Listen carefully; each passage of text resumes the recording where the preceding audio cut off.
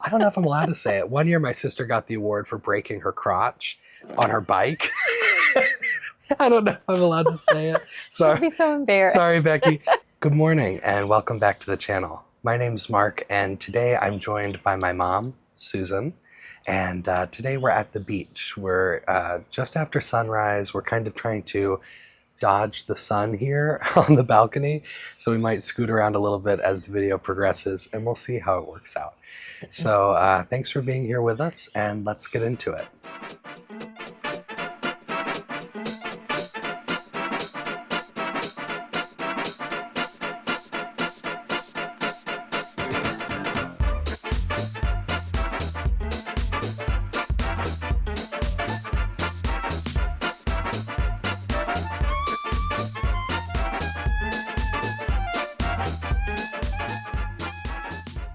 Today I'm working on another weekender. This is the weekender for my husband. I've got 2 sleeves to do, and it's a video or a project I'm mostly working on camera because it's something I can work on without having to check the pattern too often or look at the work. So it's a lingering project. I've been working on it for a long time, but it's almost done. So maybe soon you'll see the finished product, and then by next winter, Ned will be able to wear this.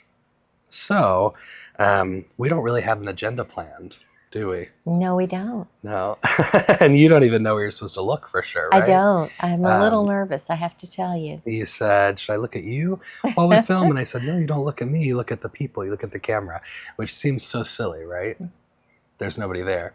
There's nobody there. But there will be people there, hopefully. It's funny, sometimes I post a video and there aren't many people there. There aren't many people who watch. And other times I'll post something and I'll have lots of people, thousands of people watch pretty quickly.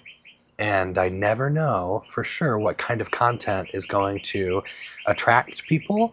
And sometimes it's the videos that I sit on a whim and film that get a lot of traction and have a lot of interest, and it might have been me just sitting for 30 minutes talking, maybe venting, maybe telling a story. Other times I try to plan something exciting and fun, and people don't really find it exciting and fun, but that's okay. Just don't tell stories about me. I've been careful. So I think I shared in my birthday video a little bit about my family. I talked about when I'm home in Tennessee, what it means to me and the overwhelming feeling I get. And I talked about my mom and my dad and my siblings. And as I was doing that, it hit me that one of my nephews has been asking for a name drop. He's been asking to be mentioned. So it's gonna happen right now. And I might even put a clip of him in. So the name drop goes out to Jude, as in, hey Jude. So if you're watching, leave a comment, say, hey Jude. And hopefully Jude can go through the comments and see all of you giving him some love. So I have 2 nephews, 2 nieces, and I don't know, eventually some of them might want to be in a video. They might want to do something with me on the channel. But for now, Jude has requested a name drop. He'll be so excited. Be excited. So again, we didn't really plan what we're going to talk about, but we're here at the beach. We're here in South Carolina on Hilton Head Island, and I don't want it to feel like an interview, but how long have you been coming to Hilton Head Island? Let's see, I think it's been 25 years. Yeah. And I'm 32, so I used to come as a little boy. Yes. I don't remember all of those trips. I have little bits of memory along the way. But now as an adult, ever since I was in college and I was able to come on these family trips, it's just been the most fun. It's a great experience. Really is. So we come to Hilton Head. As you can see, we're right on the beach, and this is not our room. This is not our view. We're borrowing one of the community rooms, one of the clubhouse rooms here to film this. But it's beautiful to be right by the water, to hear the birds. Hopefully you can hear a little bit of birds. Maybe you can hear a little bit of waves.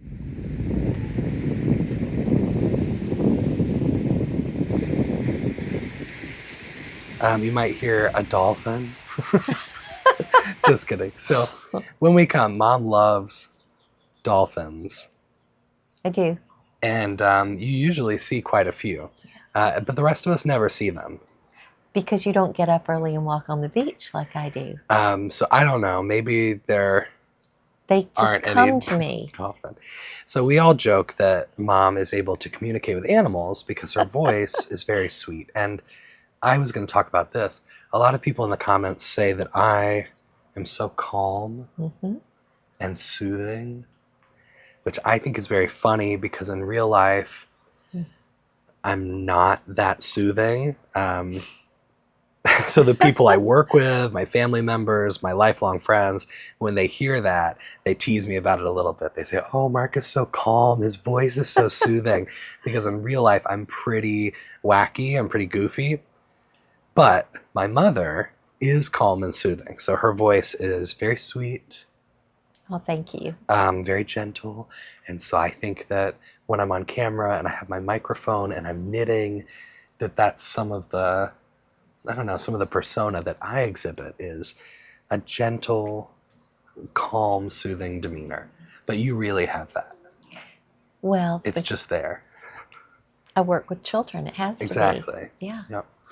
So the animals love that. The dolphins, the squirrels.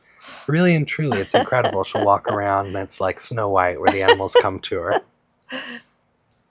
You exaggerate, but thank you. Only a little. I'm just scooting around to see what I can do about the sun.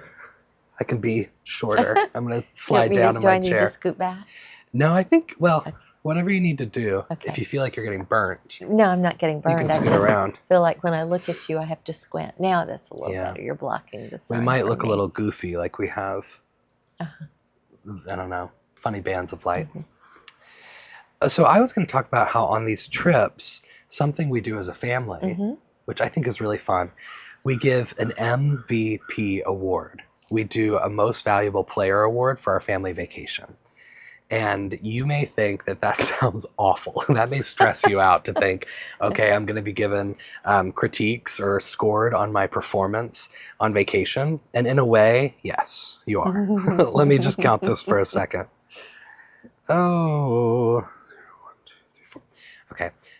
So my brother Drew, I don't know when he started it. Do you remember how old he was? Oh, he was a teenager. So sometime in high school, I guess, or late middle school, my brother Drew started this tradition where he would take notes during the car ride, because at that time everyone rode together in one car to get to the beach, which is about 6 hours. 6 hours from home. So that's a decently long car trip, especially to be packed into a car if you're with all 6 of your family members, or more if there's a significant other coming, or then a wife coming along. So it's a lot of people crammed in. And he would take notes on the things that would happen. And so this could be things like, I mean, some of it's a little inappropriate and I don't really want to say on camera. I don't want to embarrass anyone. But things like your sister buying Diet Cokes and well, yeah, once you get there. and So, for example, a few awards from past trips. I think my sister Becky got the, it sounds mean, so just know we're all joking. We love each other. It was something like that. I spent my whole paycheck on Diet Cokes and t-shirts because on that trip, every restaurant we went to, she would get a t-shirt from the restaurant and a Diet Coke to go. And at this time, it was probably, I don't know, between 2006 and 2010. Restaurants in the area would charge you for a to-go beverage. So in the US, if you're not in the US watching me, typically most restaurants have free refills, at least in this region. And so when you're finishing your meal, a lot of times a server will ask if you want any of your drinks to go. They'll ask you, do you want a tea to go? Do you want a Diet Coke to go? And a lot of people love that because they're going back to the hotel, they're going out shopping or whatever, and so they want to have their drink to go. So Becky would ask for a Diet Coke to go. They'd say sure. And sometimes my dad would get the bill at the end of the meal, and he is like a real sleuth with Real bills. He's a person. real numbers guy. So I sometimes call him Hercule Poirot because he likes to really investigate a situation. And he'll say, you know, I think they charged us for another Diet Coke. And we'll say, good eye, Dad, good eye. So yes, in these situations, Becky would have been charged for the drink that she had at the restaurant and then charged a separate fee for her to-go drink, which is fine if that's the restaurant's policy. But at this time, we had never seen that before. It wasn't something we noticed on the menu. It wasn't something they said when they asked, do you want a Diet Coke to go? Or when she requested it, they didn't say, oh, by the way, it's an upcharge. So then I think it just became a big deal. It became a big talking point that, well, we might have been able to do the dolphin cruise if Becky hadn't spent another $2 on that Diet Coke to go. So anyway, for example, one of the awards was I spent my whole paycheck on t-shirts and Diet Cokes for Becky and all sorts of things. So Drew just pays really close attention to the little things going on during the week and then surprises us at the end of the trip by giving a whole awards ceremony full of speeches. He'll tell funny stories, and then he'll present you with your award. So everyone gets some sort of award. Always funny. Always funny, and usually not poking fun at something that's going to hurt your feelings, No. but something that you've been able to laugh at during the week, something that's become a little story that we can all look back on and say, wow, I can't believe that happened. And then he gives a Most Valuable Player award, the MVP award. And I remember for years, I was not awarded with this because I was the youngest, so I was never contributing anything that would garner, is that the word? I guess. That would Jennifer garner the award for Most Valuable Player. And I think when I was 16, I won. And I cried, which if you've been on the channel before, that's no surprise because I love to cry. But I cried when I got the award because it was a big deal to me. Mostly because my brother, with whom I would fight all the time growing up, we were the closest brothers in age. Well, not the way the age works. He was closest to me in line.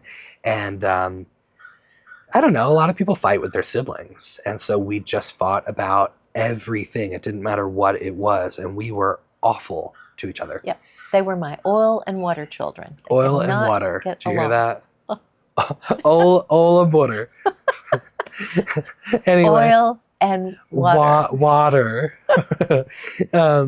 So yeah, we would fight about everything. So I think I was really honored that he, one, chose me for the MVP that year, and two, chose me because we just fought so much. And so I was so honored.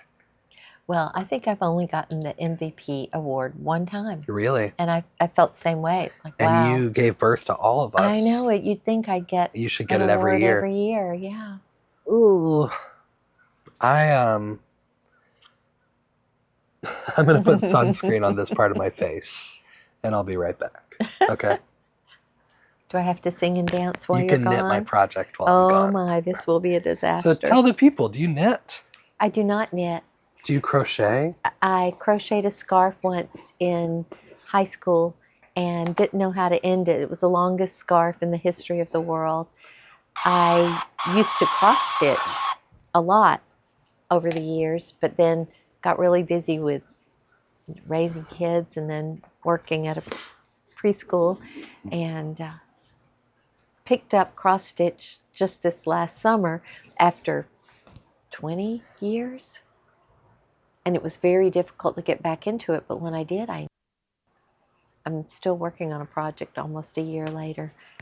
Now that we're all grown-ups, the schedules don't always work out in the same way that everyone can take off of work and have their whole family be able to come at the same time to these trips.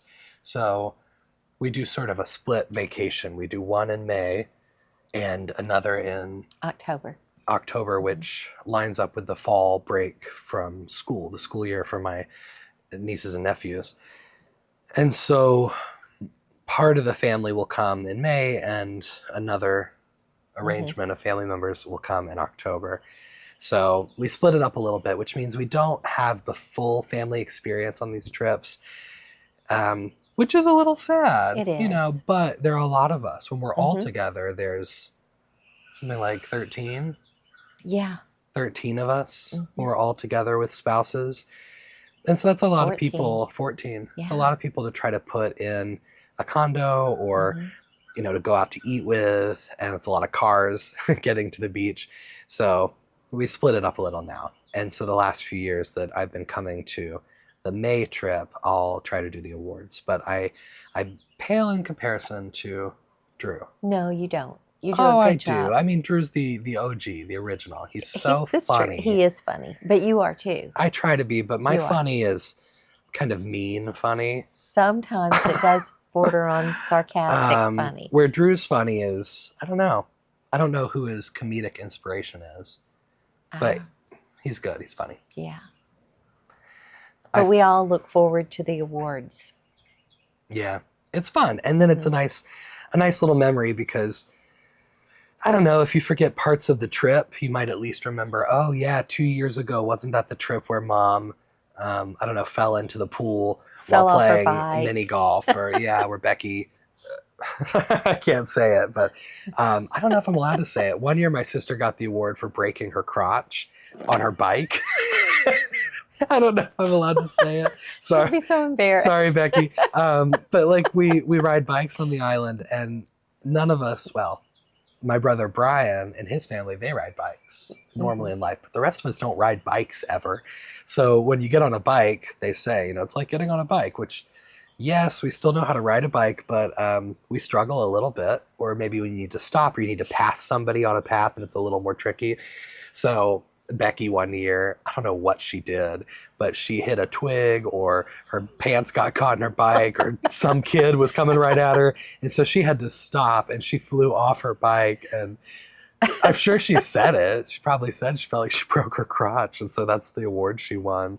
So you have to be careful with what you say and what you do. Because you might win an award for it. It's really scary. Speaking of bikes, Mom won a bike award once because she was just standing there next to her bike, and I think the wind blew, and or a squirrel pushed her over, and she just fell. She was on the ground, and everybody thought, what happened? And I think she was trapped under her bike. So we helped her up, but we also made fun of her. And then there was the year your dad, y'all weren't with us, but he fell off his bike and rolled right into an the alligator. alligator pond. Yeah. I'm sorry, I'm not laughing because he was safe. He was but safe. It was a little scary for a moment. There are quite a few alligators on the island, and you'll see them as you walk around and drive around. Oh, and they freak me out. I don't love alligators. They're scary. They're just spooky, and they can be enormous, like absolutely enormous. So as we ride bikes to other parts of the island to go shop or sightsee or eat a meal, you'll sometimes see an alligator right next to you. And so you just keep riding. And if you're walking, I guess you cross the street because you don't want to be right next to it. Other times they'll be on the other side of some of these, what are they, ponds, lagoons? Little lagoons. Oh, so one time Dad was riding, and was there a group of people coming? No, he said I stopped in front of him. Mom stopped her bike, and so Dad couldn't stop in time, and he tumbled off his bike and rolled down into the lagoon. Yeah. He didn't get attacked. Just scary. Yeah, and now he won't ride bikes anymore. Which is understandable. Ned's not going to like it, but one time he did the same thing. And it was because I called his name out, I think, which caused him to fall off his bike. So you never know what's going to cause someone to fall off their bike. So just be careful. Well, it's really special to me when we have this vacation in May that Mark gets to come with us. Because... Sorry. All right. We were trying to pivot to a new topic, and I said, we can talk about anything. So then Mom started with that. She started her speech that she's going to give at my memorial service. Oh, I just love spending time with him. He makes me laugh. Okay, so the last story we'll tell before we go out for the day, go to breakfast, start our day here at the beach, is that we went to a local yarn shop here on the island. And I'd heard about it or looked it up a few years ago when I had started knitting, and I hadn't been before. I don't know, maybe didn't have the time or the need for anything, so I didn't go. But we went the other day, the two of us, and it's a needlepoint store, and they also have a decent selection of yarn. So I'll put in some clips of our time there to show you the area it's in and what the store is like. But I was really impressed. Yeah. It was big and bright and cheerful, and Yeah, they really had a big lot space. of different supplies for all kinds of projects. The people working there were so nice too, which is not always a given. I've talked about that in other videos. People comment all the time and talk about their lack of local shops. They don't have places they can go locally. Some people don't even have a big box store like Joann near them where they can get anything or see things in person. So the store was really nice, mostly needlepoint supplies. And you'll see in the clips I'm sharing here how big the store was. And the yarn they had was really beautiful. They carried Madeline Tosh, they carried Dando, Jody Long, what is it called? Juniper Farm or Juniper Moon. I bought some of that. And they had a hand dyed. So just, I think, one special hand dye they bring in, and a lot of the names, a lot of the colors are named for things on the island. So that's the one that they have a connection with. But it was lovely stuff. And then they had notions, they had needles, and a few samples. And some of the samples I thought it was interesting. Of course, we're in South Carolina where it's pretty hot for most of the year, and it's really humid because we're right by the water. And the samples they had, of course, were appropriate for summer. So they were made out of cotton and linen and bamboo, a lot of lacy things, a lot of short sleeve things. And so I'll make sure to put those items here in the video. And that's a question I wanted to ask the people watching. What kind of summer things do you make? And do you have recommendations? Do you have favorite tops or, I don't know, little shawls, ponchos, things that you've made or things that you've seen, patterns you've saved that you would want to spend time making and then wearing in the warmer months? And I know some people who watch live in the Southwest or in the Southeast of the United States. They live in hotter climates. And I've never committed to making a summer project, but I'd like to. I'd like to have a couple things that I could wear when the summer months come. Or make something for me. Or I could make something for Mom.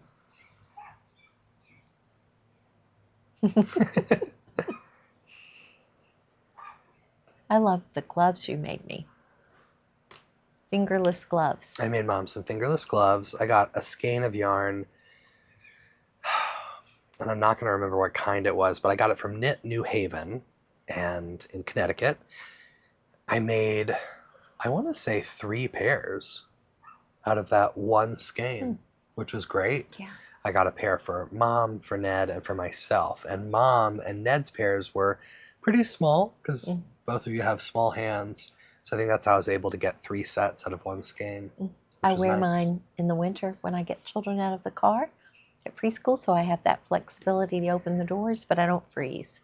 Mom works at a preschool. She runs a preschool in Tennessee. So she's not just getting children out of cars. It's part of her job. I'm the director. That when they show up to school, she helps them get out of the car. Yeah. I wanted to make sure people didn't think you're just walking around to cars and trying to take a child out. I get to start their day with a smile. Yeah. And a hug. And so let's fun. Finish the video by talking about preschool. Okay. Whatever you want to share. But Mom runs a preschool. She's a preschool director in Tennessee. And it's something you've done for, well, you've been worked in preschools for a lot of your life. Well, I've been in education all my life. In education your whole life. I started as a high school guidance counselor, and I tell people I worked my way down to preschool, my favorite age. Yeah. And next year will be the 23rd year as director at St. Timothy's. We're a small preschool. We only have 6 classes, children ages 2 to 5, and we have about 62 children. It's a fun place, and it's just the best job in the world. Can never have a bad day at work. It's a lot of fun. Yeah. And a lot of fun stories to tell when you come home at night. Cute children. Yeah. It's funny. I mean, some people, that would be the worst job because they would not have the patience the patience, and then I don't know what word I'm looking for, but the ability to work with such little ones. It's definitely a gift. I mean, they're little humans. Yeah. And sometimes when I think about kids, because I don't have kids, I don't know, it's different. But when you have a little toddler, a little one growing up, they're like little adults sometimes with the things they do and the way they act and the way you have to teach them, and sometimes the way you have to reinforce rules and guidelines, because a lot of what you do is making sure that these kids are ready to go off to elementary school. Yeah. And them ready you want to make sure that they know how to listen and follow a guideline or a rule, and share and communicate. Right. Because I mean, those are skills: listening, sharing, communicating, that a lot of people don't have as adults, let alone as little toddlers or elementary school aged children. So I think it sounds like a really hard job. It is. And a job that I could never do. But it's so rewarding. Just developing confidence in these little ones and getting them ready for that next step. And sometimes it's like herding cats, but it's fun.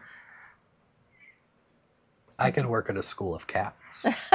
But not a school of children. Love you. I love you. Thanks for being here. Thank you. So I asked Mom last night if she would be here on the channel in a video with me, and she was very nice. She said, of course. She said, I'll do anything to help, which was really nice. So I think we look normal enough with the sun. I know we're kind of in shadow, but hopefully we're mostly in shadow, and that this will look good and I can post it. And hopefully you've enjoyed hearing some of our stories. I love hearing from you. I don't know what this feels like for Mom to do, but when I started making videos, it felt lonely and awkward. But that was when I was by myself. Yeah. So I'm sure you don't feel lonely right now because we're together, but you might feel awkward. Yes. Because I put a camera right in front of you. You're, 4 feet away from a camera, and we're just talking to the camera like we're goofy people. We are. And nobody's walking by because we're on a balcony. But if they were, it would feel even weirder. Yes. So thank you for doing this. And thank you for asking I think I was leading to the idea that there are people behind the camera. There are people that will watch this, hopefully more than 10, but we'll see. And one of my favorite parts of all of this is when people leave comments, and I can actually hear some of their stories, some of your stories. So hopefully you'll have stories for me about family, about traditions and trips you might take, maybe about school, maybe about what you do for work, maybe about what you're making. I mean, we've talked about a lot of stuff in the video, so I would really love to hear if there's anything you have time to share. Leave it in the comments below. You can write to me on Instagram or on Ravelry. I think most everywhere online I'm at MakerMarkKnits. And I think that's all I have to say this morning. Okay. Do you want to say anything else before we go? I didn't prepare you. I'm so proud of you, and I love watching you. It's really sweet that my family members watch my videos. My parents sit down and they watch them on their TV, and my brother Brian and sister-in-law Melissa, their boys Owen and Jude, who had the shout out earlier, they watch a lot of YouTube, so they always watch my videos, and they'll write to me, and they'll let me know something they thought was funny or something they have an idea about for the future, which means so much. And other family members that I didn't mention and other friends in my life watch, and it's very nice of everyone to do that, because I don't know if I would watch myself if I weren't me. I don't know if I would want to watch these videos. Maybe, but maybe not. So I think it's really generous of anyone to sit down and watch the video, especially if they know me in real life, because again, I can be pretty annoying. So I think it's pretty wild that anybody would want to spend more time with me than they already have to. So anyway, thanks for being here. Let us know part of your story in the comments below. And I hope to see you, be with you in another video in the future. Happy crafting, happy knitting, happy crocheting, happy whatever it is that makes you happy. And I'll see you in the next one. Bye. Bye.